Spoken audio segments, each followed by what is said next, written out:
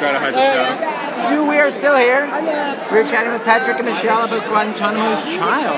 Yeah. Tell me that doesn't sound intense just by the title. It's a musical comedy. That's masquerades as a documentary about somebody who was put in Guantanamo's Bay when he was 15 years old. He's Canadian, and he just recently got out, and people are finally going to hear his story. Yeah. People are finally going to hear from him.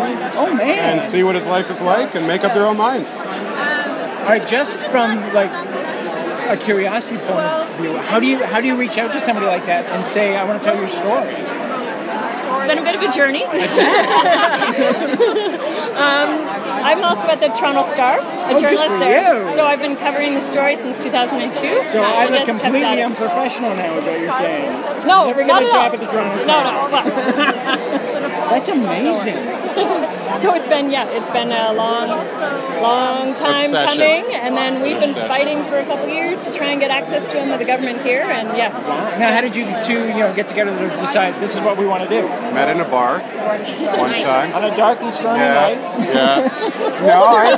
There's drinks. I'm a filmmaker in Toronto. She's a journalist in Toronto. We cover a lot of the same kind of issues, a lot of the same stories, and she, obviously this has been her story, and she's had unique access and interest in it, and so it was just kind of putting together different talents and struggling with something for 2 years, and finally finishing. So here we are. Now, of course, we hear stories that when you shoot a documentary, you shoot hours and hours and hours of footage to come up with maybe 90 minutes to 2 hours worth of film. Yeah. 81 minutes. 81 minutes.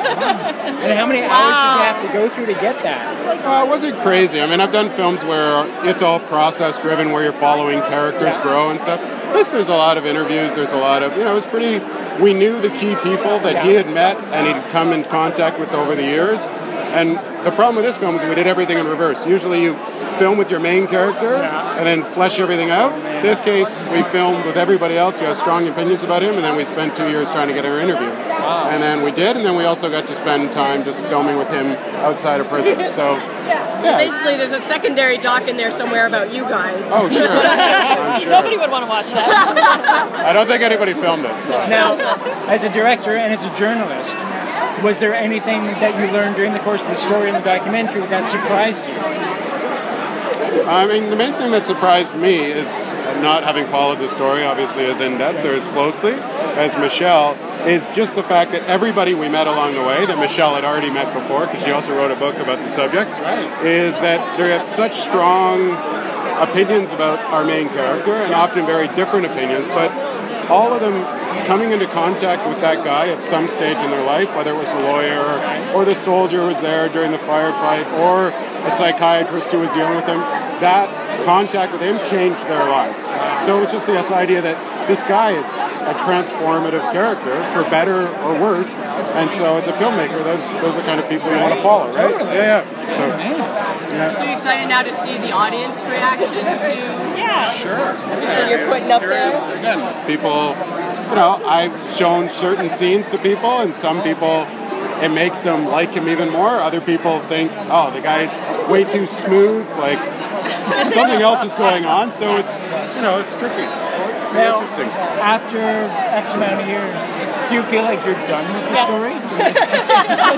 Didn't even let me finish. I'm done. Done. Never want to write another story. Really? Yeah. I mean, not with Guantanamo. Oh, totally. That story still. But do you kind of like that, digging into an investigative story? Yeah, I do. I mean, that's rewarding too. Because when do you ever get? And I don't have any other story that's quite like that. So that's great. But there comes a time where you want to move on to something else. So yeah. I want to cover this thing over here now. Yeah. She wants to get an iPad, wear a Hawaiian shirt, and just get out there and meet people. This is worrying me. That is amazing. Thank you, guys. Well, thank you. Thanks. Thank you.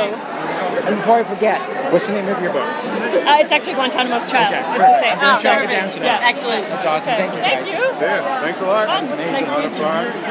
That's awesome. I thought you were going to shake my hand. I'm going to shake your hand. Good job, Sue. Good job. Hi. How are you? Good. How are you? I'm sorry.